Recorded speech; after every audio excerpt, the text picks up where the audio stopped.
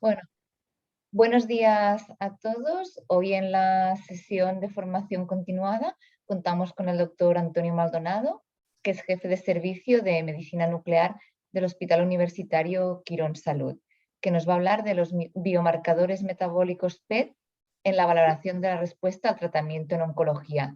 Cuando quieras, Antonio. Pues buenos días, Marta, y gracias por la invitación. Bueno, en esta presentación voy a hacer un pequeño resumen de los biomarcadores metabólicos que hay en la imagen PET en la valoración de la respuesta al tratamiento en oncología. Nosotros lo que hacemos básicamente es intentar implementar este tipo de biomarcadores y de este tipo de criterios de respuesta en los informes clínicos. Por lo tanto, tiene un enfoque bastante práctico y yo creo que es algo que los médicos nucleares tenemos que intentar implementarlo en los informes.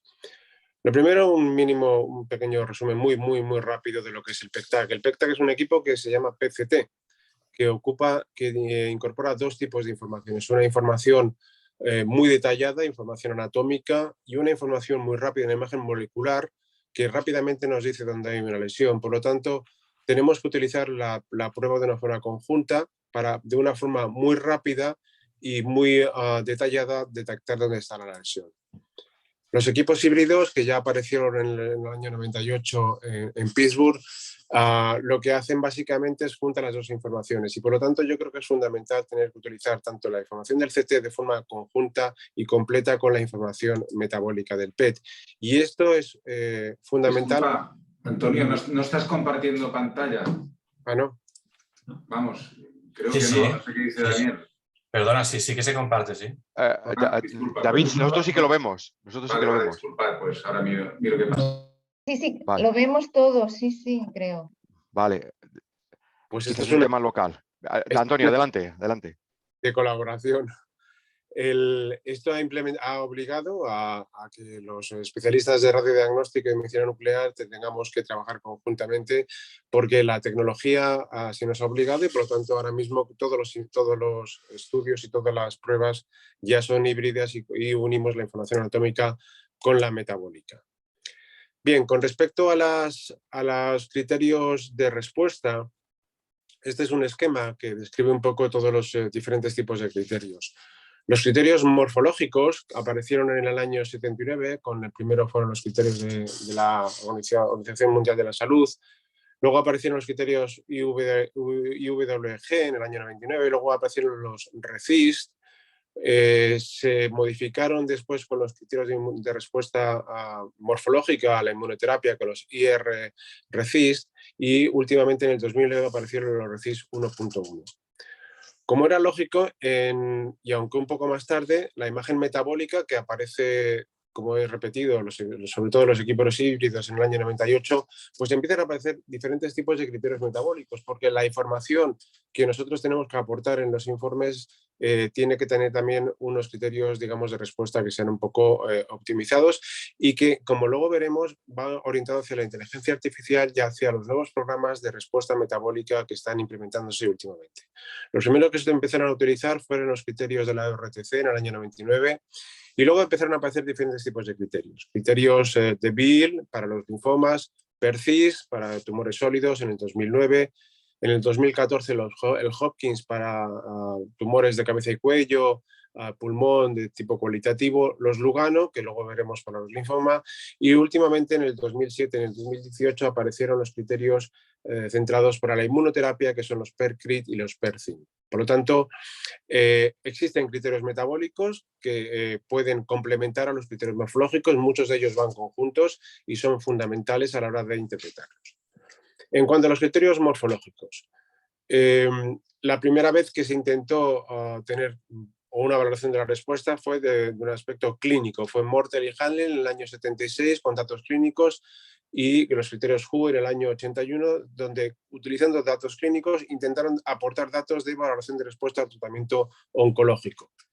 En el año 2000 aparecen los criterios RECIST para CT y para la RM, y en el año 2009 aparecen los criterios ya RECIST 1.1, que son los que están ahora mismo digamos, implementados para CT y para RM, y que son los que se utilizan de forma estándar en la valoración de respuesta de los ensayos clínicos. Esto es muy importante porque por todo lo que hagamos a nivel metabólico, hay que ser conscientes de que a la hora de poner o incluir a un paciente en un ensayo clínico, los criterios que se van a utilizar son únicamente morfológicos, son los criterios RECIS, y con eso los oncólogos van a hacer sus protocolos y van a valorar los resultados de las pruebas.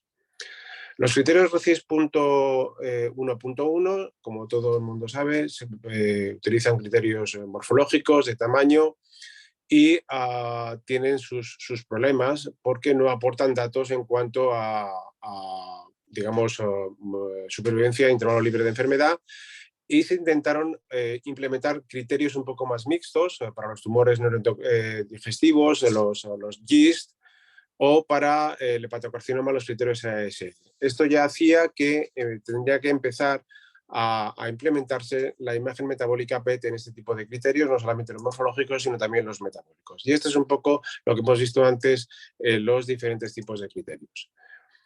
¿Por qué la imagen metabólica? La imagen metabólica, que es una tecnología que aparece en los Estados Unidos a finales de los años 90, es la primera imagen que permite cuantificar la imagen de una forma absoluta. Esto es muy importante porque es de gran utilidad a la hora de valorar la respuesta. Ya no es la información semi-cuantitativa del SPECT, sino es una información cuantitativa.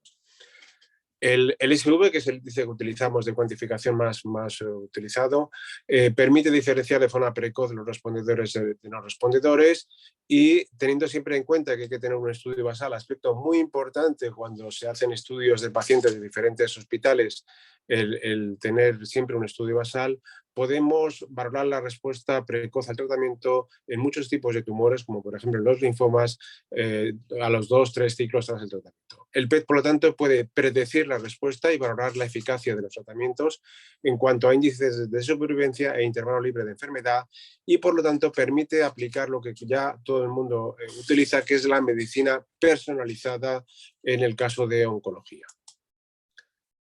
Clásicamente se sabe que si hay un descenso de la captación de la FDG, como es el trazador más frecuentemente utilizado en oncología, hay un descenso de las células cancerígenas viables, y en el caso de aumento de la captación de FDG, pues hay una progresión tumoral. Cuando el PET es negativo, tiene un buen pronóstico, hay mayor supervivencia a intervalo libre de enfermedad, a pesar de la resolución actual de los equipos de 4 o 5 milímetros. Existe una limitación en cuanto a la falta de detección de la enfermedad microscópica, que es la que puede producir las recidivas a largo plazo. Por lo tanto, aunque esto se está intentando ahora mismo ya solucionar con las nuevas tecnologías, sobre todo el equipo PCT de cuerpo completo con una resolución de 1 o 2 milímetros, la enfermedad microscópica es una gran limitación. Si el PET es positivo tras el tratamiento, pues altamente sugestivo de que hay tumor. Por lo tanto, es muy importante el tener en cuenta la imagen metabólica a la hora de predecir la respuesta a los tratamientos, y hay que considerar a la hora de interpretar los estudios y los informes de PET que la imagen del PET va por delante siempre de la información del CT antes de aparecer las lesiones y antes de la respuesta. Es decir, puede haber una lesión que no tenga actividad metabólica, esas células están totalmente desvitalizadas, pero puede tener traducción morfológica. Eso puede conllevar a veces problemas para el oncólogo, porque podemos hablar de una lesión residual, hay masa tumoral, pero está desvitalizada, y eso comporta cambios en el manejo clínico. En cuanto al valoración de la respuesta, ha cambiado muy poco. Esto es una revisión de hace muchísimos años, pero como la imagen metabólica con FDG no ha cambiado sustancialmente, podemos hablar de una especificidad y una sensibilidad muy elevadas a la hora de detectar la respuesta, siempre teniendo en cuenta la limitación de la enfermedad microscópica de 4 o 5 milímetros como umbral. Hemos utilizado diferentes tipos de índices de cuantificación. Repito que la imagen PET es la única imagen que puede cuantificar en medicina nuclear de forma absoluta. El índice más utilizado, aunque realmente es el que más fallos puede tener, es el SV, el Standard Uptake Value. que está sujeta a multitud de factores externos que limitan su reproducibilidad en diferentes centros o en diferentes equipos, y por eso se han utilizado ya, o se han empezado a utilizar, sobre todo en los últimos criterios, en los perfis, otros tipos de índices, el SUL y el TLG, sobre todo el TLG, el Total Lesion Glycolysis, que se está viendo que es un factor pronóstico de respuesta al tratamiento que es mucho más estable, que está menos sujeto al efecto de factores externos. Por lo tanto, el TLG, yo creo, nosotros realmente también lo utilizamos en nuestros informes, y el TLG probablemente sea el índice que se utilice en el futuro. Es muy importante, si queremos los médicos nucleares, que se incorpore la imagen metabólica en los diferentes ensayos clínicos, una rigurosa estandarización de los estudios. Hay que hacer una correcta y coherente preparación del paciente, hay que apuntar la dosis inyectada, el tiempo de adquisición deben ser muy estándares, realizar los estudios en el mismo equipo. Esto es muy importante porque hay veces que los oncólogos quieren comparar estudios de diferentes centros, diferentes equipos en diferentes condiciones. Eso conlleva fallos. Hay que estandarizar el tipo de ROI para el cálculo del SV, etc. Por lo tanto, es un trabajo que tenemos que realizar los médicos nucleares. La industria nos está ayudando porque ya están saliendo softwares, sobre todo últimamente, por ejemplo, en el caso del cáncer de próstata, que permiten implementar la inteligencia artificial y obviar todo este tipo de efectos. Y mientras esto está llegando, la cuantificación siempre será superior a la valoración visual a la hora de poder valorar la respuesta a los tratamientos. El primer criterio que se utilizó a nivel metabólico fue el de la ORTC y estableció cuatro escalas básicas. Enfermedad metabólica progresiva. Nosotros, de hecho, en los informes hablamos de metabólico, porque muchas veces no es la misma información en cuanto a respuesta morfológica que metabólica, por eso es importante poner el apellido metabólico. Enfermedad metabólica progresiva, cuando había un aumento del SUV mayor del 25% con respecto del basal. Enfermedad metabólica estable, si era menor del 25 o menor del 15.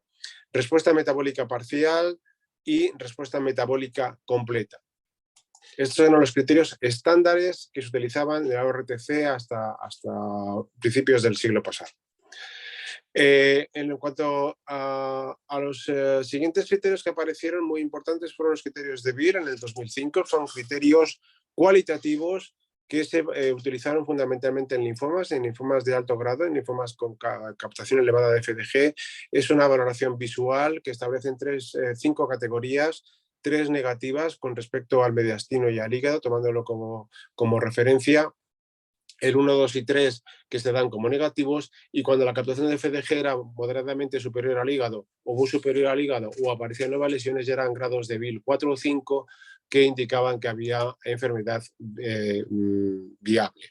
Vamos a ver algunos ejemplos, en este caso de Beal, respuesta completa. Este es un ejemplo de un paciente con un linfoma no Hodgkin, con una extensa afectación ganglionar suprainfradiafragmática, con importante afectación esplénica y de partes blandas, que en el interim PET a los 3 ciclos obtiene una respuesta metabólica completa, pero todavía quedan masas residuales. Aspecto, repito, muy importante. Otro ejemplo de linfoma Hodgkin clásico, una extensa afectación ganglionar supradiafragmática predominante que entra en respuesta completa metabólica en el interim PET. Otro ejemplo, en este caso, de un linfoma con múltiples lesiones a nivel óseo, con respuesta completa a mitad de ciclos.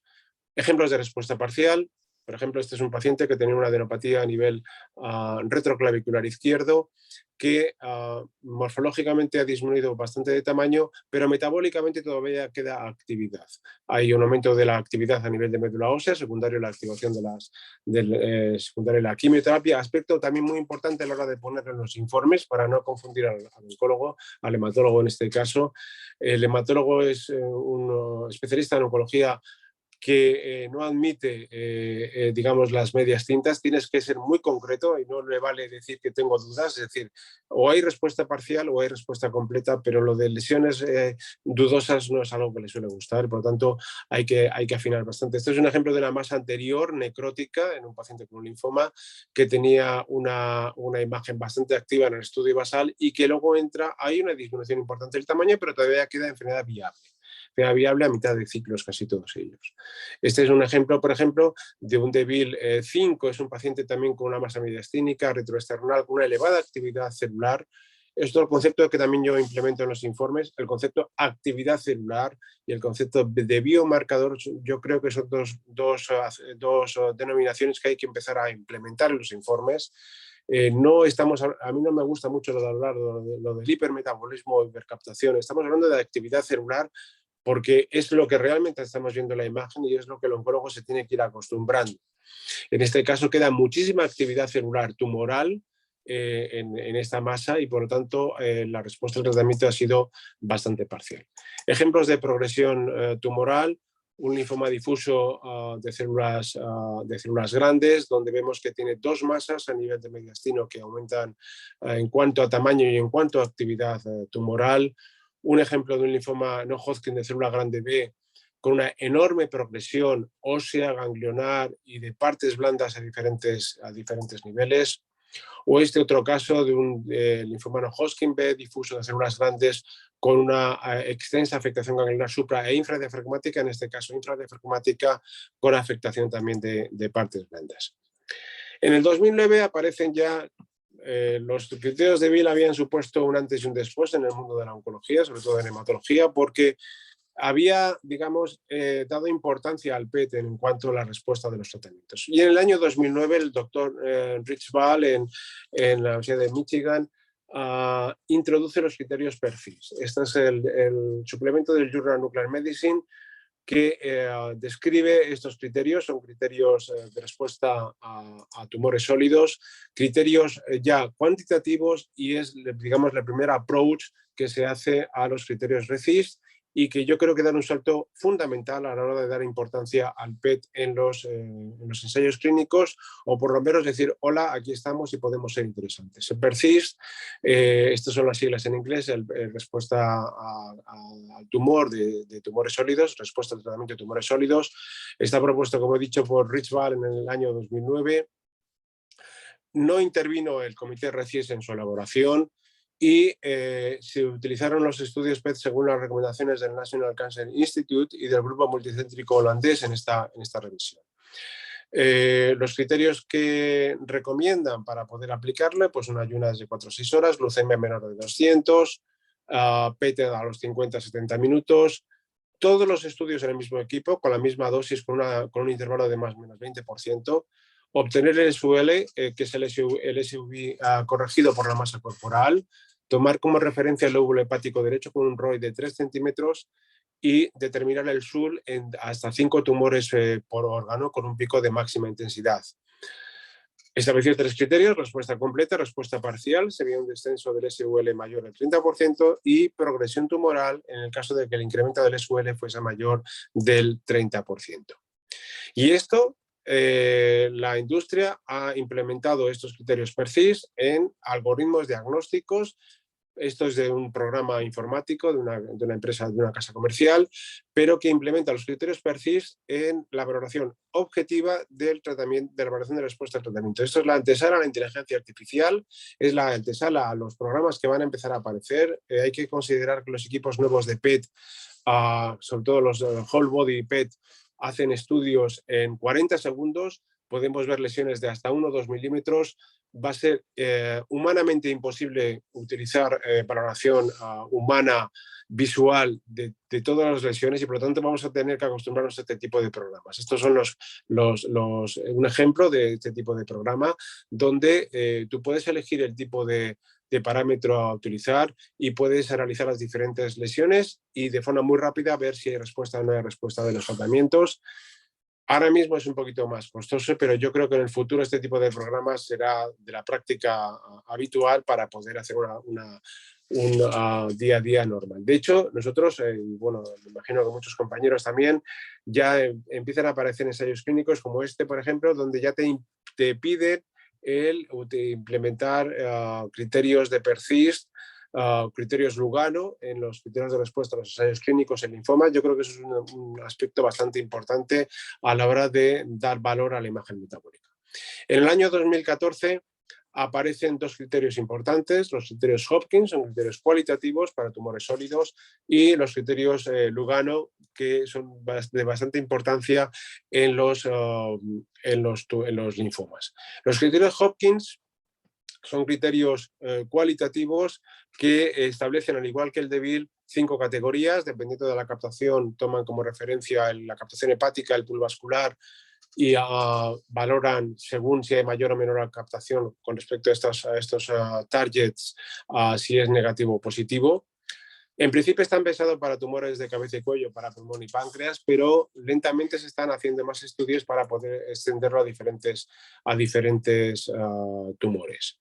Los criterios Lugano, que aparecen en el 2014, que son los que ahora mismo se están utilizando en muchos ensayos clínicos de hematología, usan por un lado los criterios de Beal, cualitativos, e incorporan criterios morfológicos de RECIST y establece 4 tipos de respuesta: respuesta completa, respuesta parcial, enfermedad estable o progresión tumoral, dependiendo del grado de captación de Beal de cada una de las lesiones. Incluso ahora con los criterios de inmunoterapia y con valoración de respuesta incluso de progresión clínica, los criterios LYRIC también se utilizan para ver la utilidad de la imagen metabólica. Repito, los criterios Lugano son bastante importantes. Este es otro ejemplo también de un ensayo clínico nuestro, donde el laboratorio nos pide que en cada paciente pongamos los criterios Lugano. Por lo tanto, tenemos que hacer un esfuerzo. Además, como son datos morfológicos, tenemos que colaborar con el radiólogo a la hora de poner los diferentes tipos de respuestas. Ejemplos de respuestas completas, por ejemplo, ya en otro tipo de tumores que no sean los linfomas. Esto es un tumor de ápex pulmonar derecho, bastante necrótico, que en 4 meses tiene una respuesta completa. Este es otro tumor en el lóbulo superior izquierdo con una afectación importante a nivel de ventana aortopulmonar, que entra en respuesta completa metabólica, aunque queda imagen residual morfológica en el ápex pulmonar. Otro ejemplo de respuesta completa: un paciente desde marzo a agosto de 2012 con una importante afectación mediastínica, pues entra en respuesta metabólica completa, pero respuesta morfológica parcial. O, por ejemplo, en este carcinoma serosa de ovario de alto grado de estadio Romano 4, con una importante afectación a nivel pélvico, pues hay una respuesta metabólica completa. Ejemplos de respuesta parcial. Y aquí es muy importante la imagen metabólica, la imagen de la actividad celular, porque puede haber muchos cambios post-tratamiento, como en este caso es una masa paramediastínica derecha con una elevada actividad celular tumoral, donde queda una zona viable de actividad tumoral que muchas veces radiológicamente es difícil de interpretar, pero que la imagen metabólica nos puede ayudar, en este caso en 6 meses. Otro ejemplo de una respuesta parcial de un tumor del lóbulo superior izquierdo, con una adenopatía en ventana en hilio pulmonar izquierdo, que también tiene una mínima actividad. Podríamos hablar de una respuesta parcial tanto del primario como del tumor a nivel iliar.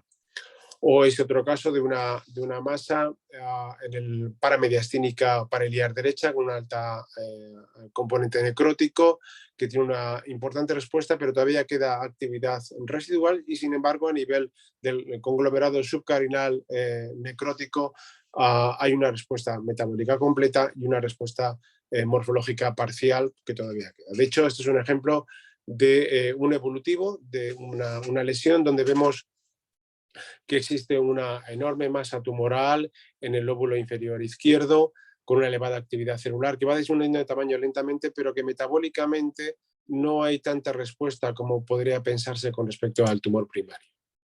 Y todo esto, que son valoraciones muy subjetivas, yo sigo esperando que dentro de poco sea algo del pasado la valoración cualitativa, que al final tengamos esto, que tengamos un programa que nos permita ver las diferentes lesiones, que nos ponga los diferentes parámetros y que nos dé la respuesta, por ejemplo, en este caso, de una respuesta completa, pero utilizando la inteligencia artificial, y que al final el oncólogo vea en una plantilla de forma muy clara las diferentes lesiones y cómo han ido respondiendo, en este caso utilizando el parámetro que, repito, va a ser el más estable, que es el total lesion glicólisis más que el lesion B.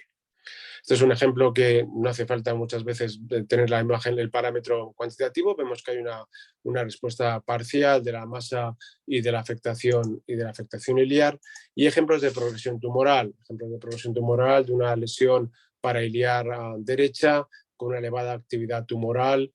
Morfológicamente no hay gran diferencia en cuanto a tamaño, pero sí que hay aumento de actividad metabólica. Un ejemplo utilizando el programa de cuantificación, donde podemos ver que hay una elevada actividad celular con respecto al estudio basal en 4 meses, tanto visual como cuantitativa. Ejemplos también de un carcinoma de ovario en un estadio romano 4 con una afectación suprainfradiafragmática, con una carcinomatosis peritoneal abdominopélvica. Aquí en el cáncer de ovario yo creo que probablemente el PTRM tenga una gran utilidad a la hora de valorar la respuesta superior al CT. O, por ejemplo, los tumores de cabeza y cuello, como en este epidermoide del reborde alveolar, donde muchas veces quedan masas residuales, donde morfológicamente es muy difícil de interpretar si hay progresión o no hay progresión, si hay masa residual. Bien, la imagen metabólica nos puede ayudar rápidamente a indicarnos que en este caso, por ejemplo, había una progresión tumoral bastante elevada. Y aparece la inmunoterapia que ya hasta ahora ya era complicado hacer la evaluación de las respuestas, pues lo que ha hecho ha sido, digamos, dificultar más para la imagen, para los que tenemos que hacer los informes, el decirle al oncólogo, ¿está respondiendo o no está respondiendo? Es pseudoprogresión, concepto que metabólicamente yo no lo entiendo, morfológicamente yo sé que es muy aceptado. Al final queda una duda, ¿no? Entonces, bueno, aparecieron una serie de criterios morfológicos, los IRECIST, y aparecieron 2 criterios metabólicos, el PET-CRIT y el PERCIM.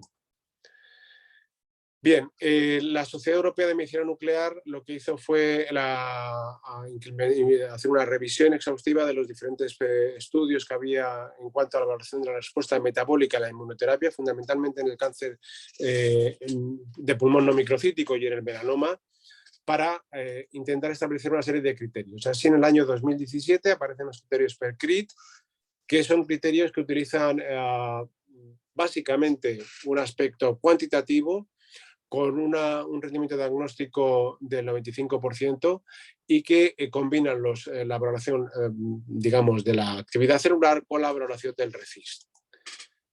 Y en el año 2018 aparecen los criterios PERCIM, que también sirven para la inmunoterapia, pero que aquí ya implementan no solamente los datos anteriores, sino también la repercusión clínica de lo que significa la respuesta al tratamiento de la inmunoterapia, con 4 categorías: la respuesta completa, respuesta parcial, enfermedad estable y enfermedad progresiva. Nosotros implementamos este tipo de procedimientos en los informes, ponemos la referencia de la valoración de la respuesta y ponemos criterios de este tipo de respuesta. Este es un ejemplo de un paciente con un melanoma que en noviembre del 2011 se hace un estudio basal con una afectación a diferentes niveles. Empieza un tratamiento con ipilimumab. Hay una progresión en febrero del 2012. Cambia de tipo de línea de tratamiento a un pembro y entra en respuesta completa en 2016. En julio del 2018 es un paciente que ahora ya está en respuesta completa. Otro ejemplo de un paciente de un melanoma con dos lesiones, una que entra en respuesta metabólica completa en la región axilar izquierda, pero otra que tiene una respuesta parcial al tratamiento con inmunoterapia.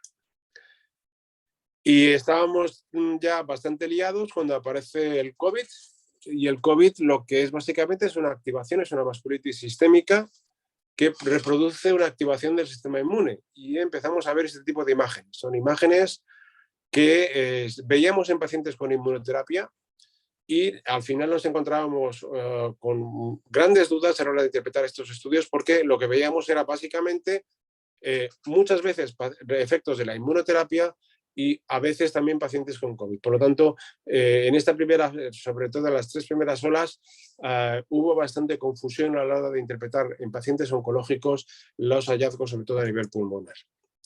Este es el resumen de lo que hemos hablado, de los diferentes tipos de criterios.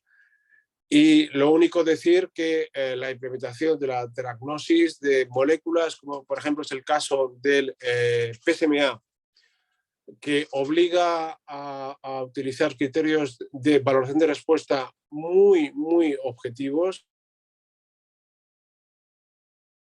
Por ejemplo, la FDA ya tenga protocolos y haya aprobado algún software para una valoración mediante inteligencia artificial de respuesta al UTC-PSMA, en este caso como otro biomarcador distinto de la FDG. Como conclusión es decir que para hacer estudios multicéntricos hace falta consensuar los criterios de respuesta, tanto morfológicos como metabólicos, que desde el punto de vista metabólico tenemos que alcanzar los criterios internacionales similares a los que hemos conseguido, que ha sido el gran éxito de la imagen metabólica, los criterios de Beer y Lugano, que si conseguimos esto vamos a poder integrarlos a los ensayos clínicos de una forma sistemática y esto va a ser el gran, digamos, repunte que va a hacer que la imagen metabólica sea algo ya muy habitual y que necesitamos programas de inteligencia artificial para poder hacer todo ese tipo de implementaciones en la práctica clínica, sobre todo con las nuevas técnicas y con los nuevos equipos como es el equipo de Whole Body. Y nada más, muchas gracias. Bueno, muchas gracias, Antonio, por esta excelente presentación que nos ha mostrado la utilidad del PET-TC en la respuesta metabólica al tratamiento oncológico. Y bueno, voy a pasar a leer las preguntas de la audiencia. Un momentito. Vale, hay una pregunta de Salva. Antonio, ¿tú crees que se debe hacer informe estructurado en el PET-TC en oncología? Informe estructurado, lo que hay que hacer es solventar un problema que nos pregunta un oncólogo. Eso para mí es fundamental. Tenemos un equipo muy potente y tenemos un médico con un paciente con un problema. Tenemos que intentar en una sola exploración, porque cuando te piden el PET no te lo piden para que si puedes evitarlo, o sea, hay que intentar evitar más pruebas. Cuando te piden el PET, digamos, es la estación final y tú tienes que intentar dar una solución clínica al informe, a la petición del médico oncólogo en este caso. Entonces, si por ejemplo viene un paciente con un melanoma y le veo una imagen de una captación en el trocánter, pues está muy bien ponerlo en el informe, pero no lo pongas nunca en la conclusión. En la conclusión, el oncólogo te está pidiendo ¿tiene o no tiene tumor? ¿Está en respuesta o no está en respuesta? Hay una cosa que también observo en cuanto a los estudios estructurados, es que a veces en radiología, por ejemplo, y yo se lo digo a los compañeros de radiodiagnóstico, me dicen, creo que tiene nodulitos. Digo, ¿esos son metástasis? No lo sé. Digo, a ver, si tú crees que son metástasis, ponemos metástasis en la conclusión, pero si no son metástasis, no líes al oncólogo, porque lo que vas a hacer al final es, digamos, obligarle a hacer punciones innecesarias, a dar tratamientos innecesarios. Entonces yo creo que ahí también los radiólogos tenéis que dar un paso adelante y ser, entre comillas, un poco más valientes a la hora de poner una conclusión. Es decir, no tiene metástasis, confía en tu prueba, no tiene metástasis. O tiene metástasis, yo no tengo ningún problema. No capta glucosa, me da igual. Si tiene metástasis y se ve en el CT, por ejemplo, un cáncer de colon, un cáncer de vejiga, con metástasis pulmonares sin captación de FDG, conclusión del informe, metástasis pulmonares. El oncólogo no le importa si lo ve el PET o lo ve el CT, no le importa. Lo que quiere es saberlo. Sí le va a importar cuando lo ve el PET y no lo ve el CT. Ahí sí que va a tener problemas. Vale. Hay otra pregunta de Salva que yo creo que más o menos la has ido contestando en la charla. ¿Tú crees que en el informe del PET-TAC en oncología debe incluir cuantificación de variables o puede ser exclusivamente cualitativo? A ver, lo del número es muy atractivo, ¿vale? El número en los informes es donde van siempre. De hecho, yo siempre me fijo en mis compañeros de radiología porque allí se lo dije a un radiólogo, vosotros ponéis RATs a todo, cualquier cosa que se mueve le ponéis un RATs. Nosotros intentamos cuantificar y cuantificar todo tipo de variable siempre que ponemos, ponemos referencia bibliográfica, ponemos referencia del rendimiento diagnóstico de la prueba en el informe. De hecho, yo tardo probablemente cerca del 90% del tiempo del informe es en estructurarlo. ¿Por qué? Porque pongo rendimiento diagnóstico de la prueba, pongo criterios de respuesta, pongo criterios de diagnóstico, pongo la historia clínica y lo que menos me cuesta es interpretarlo. ¿Por qué? Porque al final es ver una imagen, hablarlo con el oncólogo, con el radiólogo y poner una conclusión. Todo el trabajo anterior va centrado en dar una información final, si puede ser cuantitativa, mucho mejor. Ahí, por ejemplo, tenemos que hacer mucho caso de los hematólogos. Los hematólogos quieren criterios Lugano constantemente. No están en la práctica clínica habitual, pero tenemos que acostumbrarnos, tenemos que hacer un esfuerzo de intentar cuantificar cuanto más podamos. La palabra es cuantificar. Cuantificación, radiología lo entendió hace muchísimo tiempo, medicina nuclear. Tenemos que hacer ese esfuerzo en PET, tenemos que cuantificar, tenemos que optimizar y tenemos que acercarnos lo antes posible a todos los parámetros que se utilizan en los estudios de radiología. La siguiente pregunta también creo que la has comentado durante la charla. ¿Tú crees que la inteligencia artificial puede ayudar a la interpretación del PET-TC en oncología? Lo que voy a decir es muy duro. La inteligencia artificial probablemente haga que no haga falta ni médico nuclear ni radiólogo en el futuro.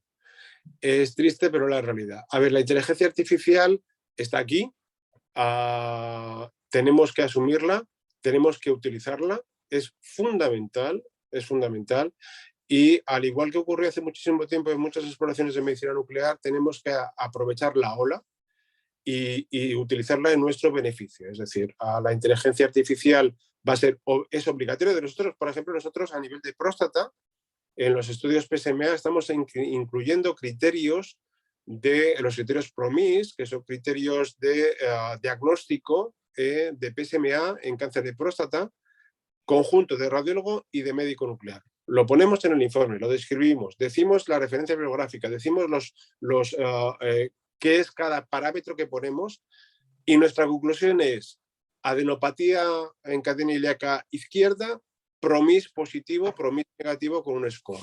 Eso para mí es fundamental. No es de recibo a estas alturas de siglo que sigamos poniendo captación en cadena ilíaca y no sé lo que es. Yo creo que ha llegado un momento en el cual los expertos en imagen de oncología tenemos que dar un paso adelante y poner claramente si es positivo, si es negativo, con unos criterios que pueden ser reproducibles en cualquier sitio y en cualquier paciente. Vale, otra pregunta de Salva. ¿Tú crees que aumentará aún más el número de indicaciones de PET-TC en oncología? No, es un poco lo que ha dicho Sergi. Depende del tipo de trazador. O sea, uno de los grandes problemas que tenemos en España es que los radiofármacos los tenemos muy limitados. Entonces, ahora mismo nos estamos agarrando al PSMA como un clavo ardiendo porque está suponiendo un cambio cualitativo fundamental, pero cada vez que queremos implementar cualquier tipo de trazador nuevo nos cuesta una barbaridad. Por lo tanto, las indicaciones de la FDG son las que hay, la FDG no tiene mucho más. El FAPI, que es para mí la molécula del siglo XXI, va a ser espectacular porque va a proporcionar unos datos en cualquier tipo de tumor superior a la FDG, que además se va a utilizar también para terapia, y yo creo que va a ser una gran revolución. Yo creo que el FAPI sí que va a ser el radiofármaco que va a suponer un aumento extenso de la implementación del PET, pero el PET con FDG tiene lo que tiene sus falsos negativos, tiene sus falsos positivos, no va a aumentar, por mucho que hagamos diferentes tipos de procedimientos, va a tener sus limitaciones. Ayer me preguntaron, oye, tengo un paciente con un cáncer de ovario y con carcinomatosis, ¿con la FDG estaría seguro de que no tiene carcinomatosis? Mi respuesta es, probablemente te indique que tenga carcinomatosis, pero la probabilidad de que sea un falso negativo es más del 50%. El FAPI probablemente no, el FAPI te aporte mucha más información. Por lo tanto, la FDG es el radiofármaco que vamos a utilizar todos, o que usamos todos. Cada vez hay más, la colina, el PSMA, la fluciclovina, pero todo eso, digamos que cada uno de ellos, el Dotatoc, la DOPA, cada uno de estos cuesta muchísimo implementar en la práctica clínica, y luego competimos, entre comillas, con una técnica que es la resonancia magnética, que se aproxima a la imagen metabólica del PET que es mucho más práctica, que es mucho más rápida, que no tiene que cumplir criterios de autorizaciones de nada y que, bueno, que en algunos campos ha desplazado al PET. Yo creo que la unión de las dos es fundamental. Por ejemplo, en próstata el PTRM en próstata es fundamental y eso está claro. Por ejemplo, la técnica de elección en la próstata es el PTRM con PSMA, eso es así, pero ya hay nuevos trazadores de próstata como los receptores de bombesina y otros, porque se ha visto que el PSMA también tiene sus errores. Entonces yo creo que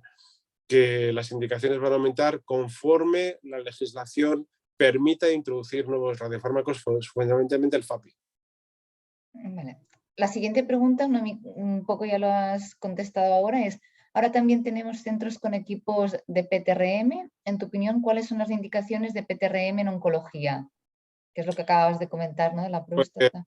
Pues muy sencillo. Las indicaciones de PTRM en oncología son las indicaciones de la ARM. A ver, el problema del PTRM, bueno, a ver, una tecnología, yo no es porque no tenga el PTRM, pero una tecnología que aparece en el 2005 y que no ha logrado desbancar a otras técnicas, algo ocurre. El PTRM básicamente tiene las indicaciones, o es útil donde la ARM es útil, no tiene mucho más misterio. Entonces la ARM es útil en tumores ginecológicos, en tumores de mama, en músculo esquelético, en cardio, etc. El problema del PTRM es que tú puedes hacer muchos estudios de PTRM teniendo un PET y un RM separados. Entonces, claro, en la práctica diaria, ahora mismo en España hay 2, 3, 4 centros con PTRM, pero no hay mucho más. Y no ha logrado superar ni ha logrado desbancar ninguna otra técnica. Yo creo que el PTRM es una tecnología que tuvo su momento, que no logró desbancar a la RM por un motivo bastante claro.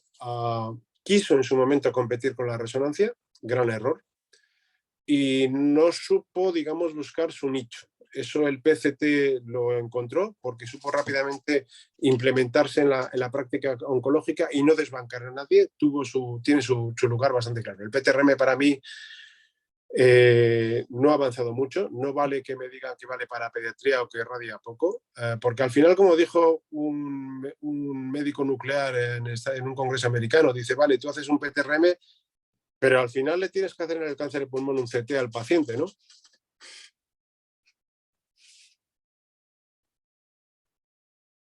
Marta. Sí. No, que está, ahora continuar. Hay 3 preguntas de la doctora Garriga, ¿vale?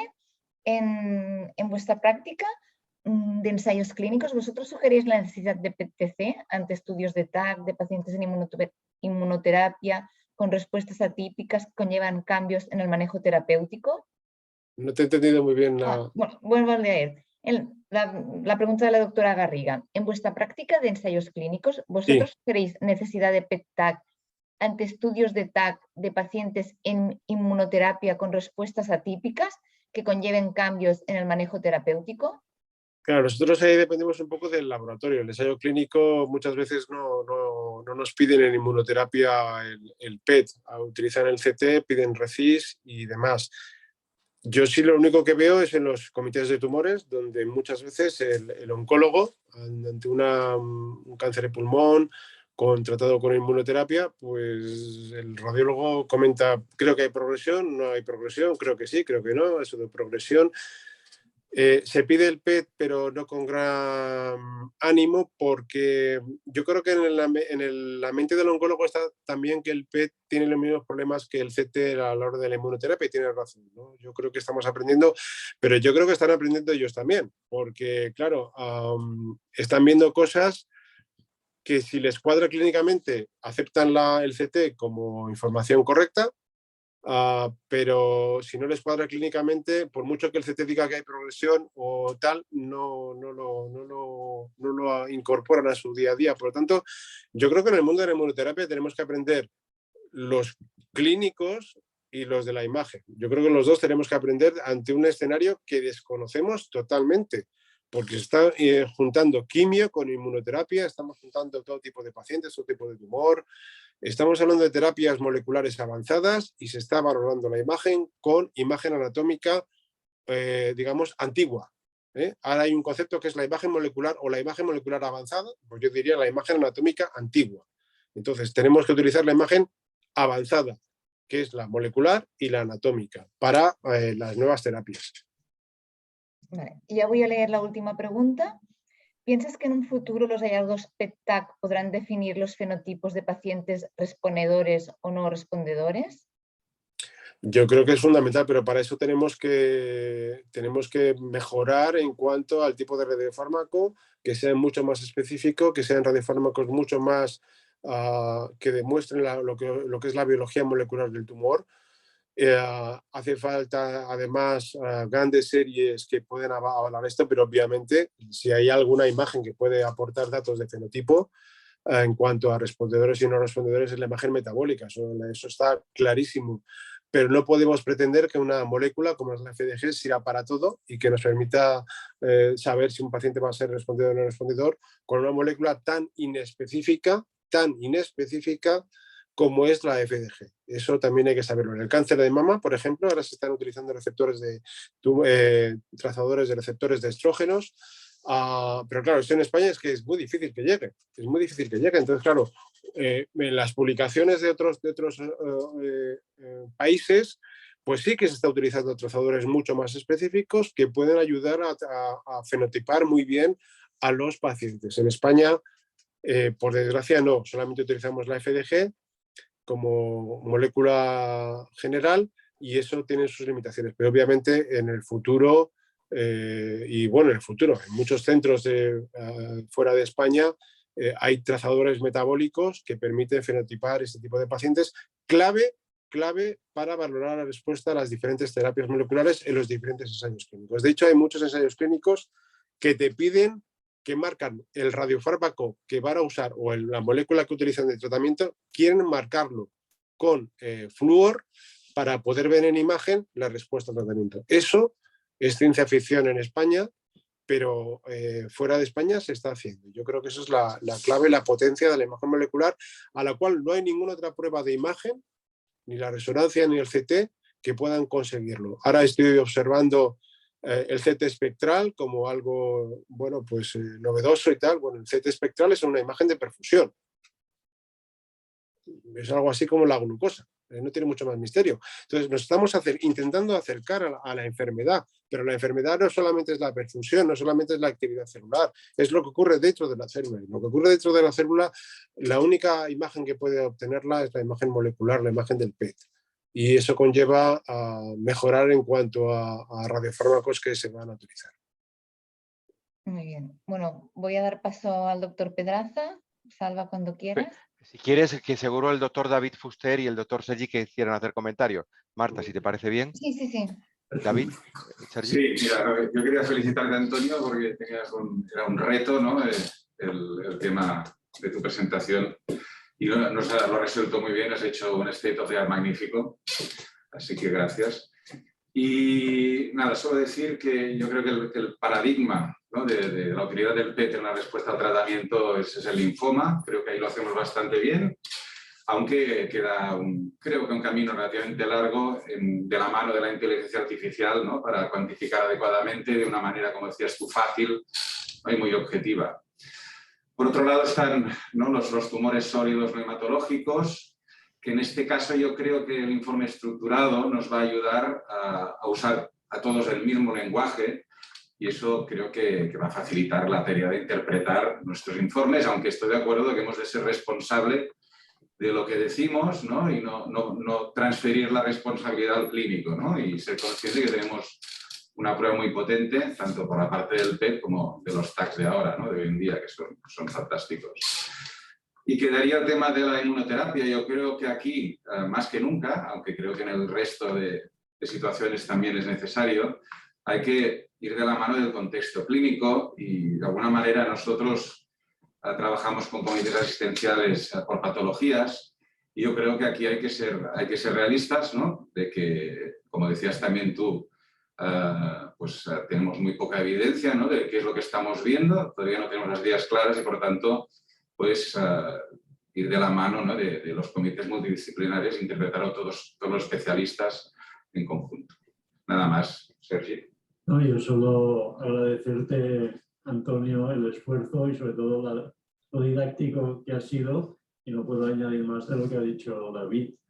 Lo que dice el jefe va a misa, ya lo sabes. Gracias, Antonio. Muchas gracias a vosotros, que es un lujo teneros ahí de espectadores y vuestros comentarios, que para mí pues son referencias. Siempre lo he dicho, he tenido siempre mucha envidia sana de Cataluña y de los médicos nucleares de Cataluña, que para mí ha sido referencia siempre en cuanto a dónde hay que ir, hacia dónde hay que ir, ¿no? O sea, sois unos adelantados de la medicina nuclear en España. Yo creo que la medicina nuclear en España os debe mucho. Tenemos mucho que aprender. Yo además he disfrutado de algún médico nuclear en mi servicio de Cataluña. La verdad es que es una auténtica maravilla. Y yo creo que os animo a que sigáis trabajando. ¿Qué voy a decir de Sergi? Y de todo lo que ha hecho por la cirugía radioguiada, pero yo creo que es algo que es muy importante. Es muy importante que sepamos que tenemos que trabajar con el radiólogo, que tenemos que trabajar con las nuevas tecnologías, que la inteligencia artificial tenemos que, digamos, utilizarlas en nuestro beneficio, no tenerla miedo, pero no ignorarla. Está aquí, no se va a ir, va a seguir ahí y nos puede quitar tranquilamente. La imagen se puede ser interpretada por una máquina rápidamente, por mucho que digamos que siempre queda el ojo humano, pero hay que ser muy realistas y tenemos que ser conscientes de que eso tenemos que implementarlo, porque al final la máquina no va a responder al oncólogo. Esa es la clave, ¿no? El oncólogo, si tú le das un informe con muchos numeritos, el otro día hablaba con un desarrollador de software y me daba el informe de una respuesta al tratamiento con números. Digo, mira, esto está muy bien, pero el oncólogo no quiere números. O sea, lo que quiere es interpretación. Es decir, quiero rápidamente si este paciente está respondiendo o no está respondiendo, si tengo que seguir con la línea o no tengo que seguir. Pero lo que no puede ser es un mar de números, ¿no? Yo creo que ahí es donde tenemos nuestro papel y saber que tenemos que juntar las dos informaciones, la anatómica y la morfológica, que no podemos ser talibanes de nuestro pequeño digamos, campo y abrirnos, y que si hay una imagen que se ve con el CT o se ve con el PET y no se ve con la otra, pues al final decir al oncólogo, oye, pues efectivamente se ve algo conjunto y ahí hay patología, ¿no? Y eso es claro, ¿no? Y no pasa nada, no pasa nada.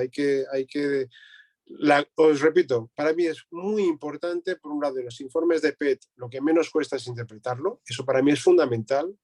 Es decir, yo interpreto un informe de PET en 10 segundos, 12 segundos, no tengo ningún problema. Pero yo tardo casi media hora en confeccionar un informe de PET antes de interpretarlo. Tengo que ir a la historia clínica, tengo que entender qué tiene el paciente, qué es lo que pide el clínico, qué pruebas tenía antes, qué rendimiento diagnóstico tiene mi exploración, qué criterios voy a utilizar. Y luego tengo que ponerme al otro lado de la mesa y pensar el oncólogo, ¿qué es lo que va a pensar cuando yo le diga en mi conclusión lo que yo creo, lo que voy a decir? Ponte en ese lado, porque te va a llamar por teléfono y te va a decir, Antonio, me has dicho que un linfoma ha respondido todo y de repente tiene una adenopatía laterocervical nueva. Por ejemplo, os voy a poner un ejemplo ahora con el tema del COVID, que es muy interesante. Nosotros estamos viendo en la última cepa, la Omicron, y vosotros también, captaciones en nasofaringe. Naso y orofaringe es donde ataca el Omicron con adenopatías. Bueno, hasta ahora no me había afectado mucho a la interpretación. Y de repente me viene el otro día una oncóloga y me dice que tiene un tumor de cabeza y cuello, estadificación, con adenopatías claras laterocervicales derechas, pero que está viendo adenopatías pequeñas en el lado contralateral. Y tenía una imagen metabólica de captación de naso y orofaringe secundaria a Omicron, con unas adenopatías muy pequeñas, muy poco activas, pero se veían en el lado contralateral. Eso cambia el manejo del paciente. Eso cambia el manejo del paciente. Yo le dije, mira, vamos a ver, claramente las del lado derecho, que son conocidas, grandes, muy activas, son patológicas, pero las contralaterales, las del cuello contralateral, con el patrón de nasofaringe que tiene de un paciente en una situación de pandemia como estamos ahora con la Omicron, no sé si son positivas, no lo sé. Decisión del oncólogo. Antonio, muy bien, esto no lo sabía, mira qué cosa más curiosa esto del patrón de nasofaringe, le voy a incluir en el campo el cuello contralateral. El CT, imagen morfológica muy pequeñita. La imagen metabólica, si no tuviese otra cosa, yo le daría como negativo.